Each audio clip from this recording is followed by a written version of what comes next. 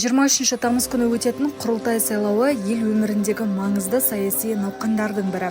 Бұл науқан халықтың таңдау жасау мүмкіндігін айқындап қана қоймай, демократиялық үдерістердің дамуына да серпін береді.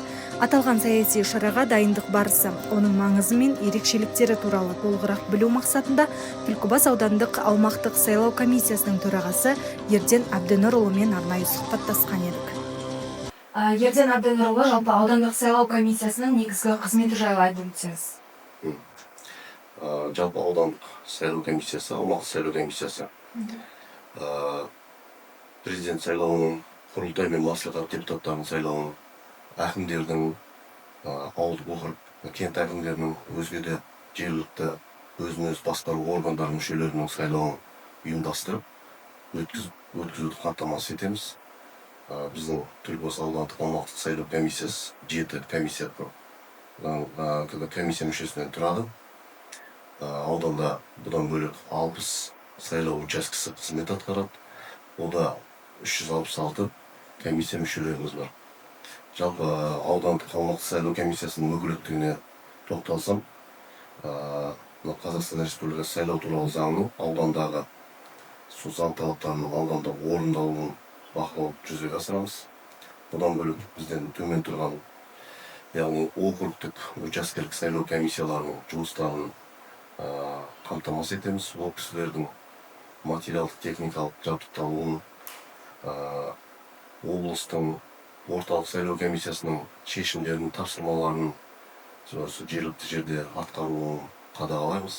Учаскелік жаңа округтік сайлау комиссияларына сайлау заңнамаларын түсіндіру, оларды оқыту, семинарлар ұйымдастыру, өткізуді ұйымдастырамыз. Бұдан бөлек ауылдық кент әкімдерінің сайлауын, олар мерзім келген әкімдерінің шығып қалған мерзімнен бұрын шығып қалған әкімдердің сайлауын тағайындап, сайлауды өткіземіз. Жалпы өзіңізге қарасты мамандарыңыз қандай қызметтермен айналысады? Өзімізге қарасты қазір жаңа жоғарыда айтып өттім ғой. Аудандық аумақтық сайлау комиссиясы 7 адамнан құралған. Әрқайсымыздың функционалдық міндеттеріміз бекітілген шешіммен.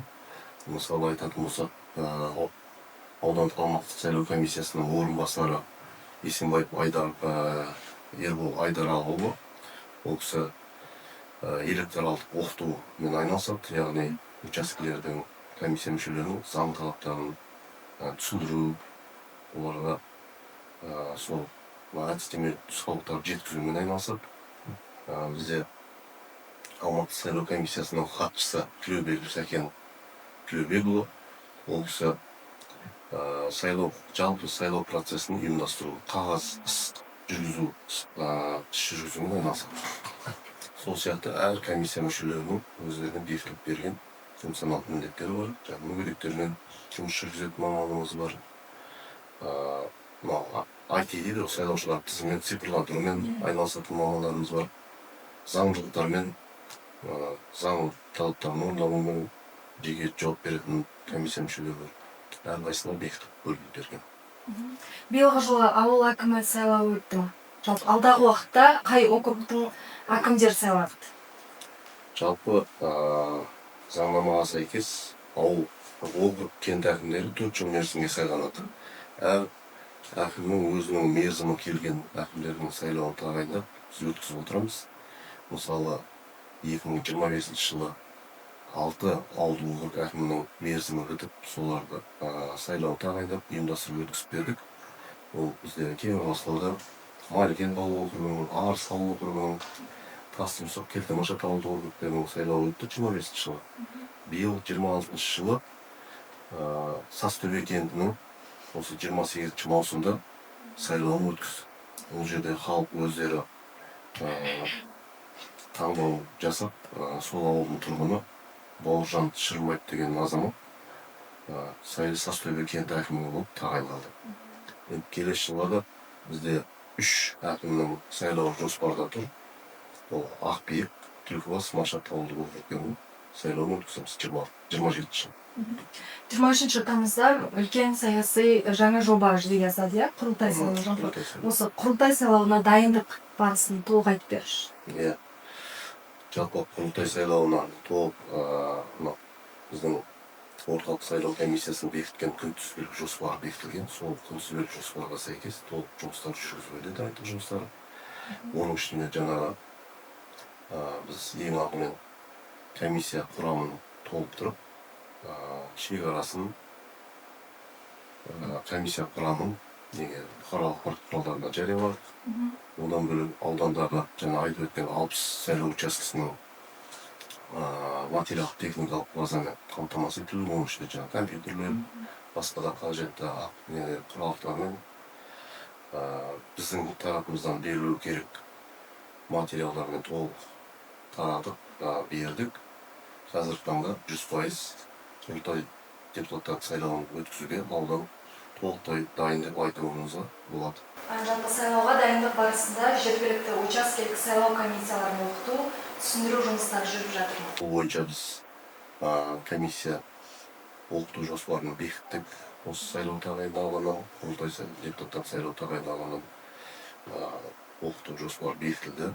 Сол жоспарға сәйкес осы бүгінгі күнге дейін біз учаскелік сайлау комиссияның мүшелеріне 3 рет үлкен семинарлар өткіздік. Әдістемелік облыстан орталық сайлау комиссиясына дайындалған әдістемелік нұсқаулықтар беріліп отыр. Оның бәрі учаскелерге таратылып берілді. Сайлау учаскелеріндегі комиссия мүшелерінің заңнамалар білу деңгейін анықтау мақсатында орталық сайлау комиссиясының дайындаған тестілері бар. Сол тестілерден өтіп жатырмыз қазір. Бүгінгі күнге ауданның Алматы сайлау комиссиясының 7 мүшесі толық өтті.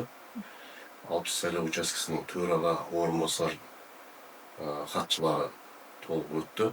Енді бүгіннен бастап, 3 тамыздан бастап сайлау комиссия мүшелері тестілерден өтуде. Сайлаушылар өз тізімдерін қалай анықтауға болады? Әрбір сайлаушы өзінің тізімде бар жоқтығын, өзінің деректерінің дұрыс толтырылғанын немесе толтырылмағандарын білуге құқығы бар. Жалпы сайлаушылар тізімі Қазақстан Республикасының белсенді сайлау құқығы бар. 18 жасқа толған өз мекен жайы бойынша, тұрғылықты жері бойынша тізімге енгізіледі. Ол тізім жергілікті атқарушы органдар жеке тұлғалар туралы мәліметтер базасы арқылы жасайды. Дауыс беруге 20 күн қалғанда жергілікті атқарушы органдар актімен, әкімнің қолымен сайлау учаскелерінің тізімін өткізеді. Сайлау учаскелерді бұл тізімді алғаннан кейін сол тізім бойынша жұмыс жүргізіп, дауыс беруге 15 күн қалғанда кешіктірмей сайлаушылармен таныстырады.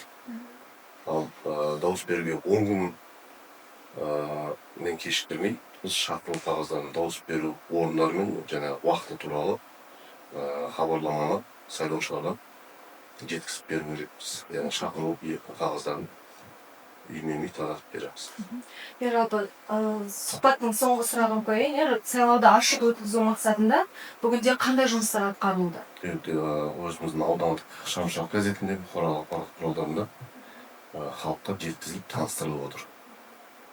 Сұхбаттың соңында аудан тұрғындарына айтар қандай да бір үндеуіңіз болса, айтып өтсеңіз. Түлкібас ауданы тұрғындарын құрылтай депутаттары сайлауына белсенді атсалысып, сайлау күні өздеріңіз және өздеріңіздің отбасыларыңызбен бірге сайлауға келуге шақырамын.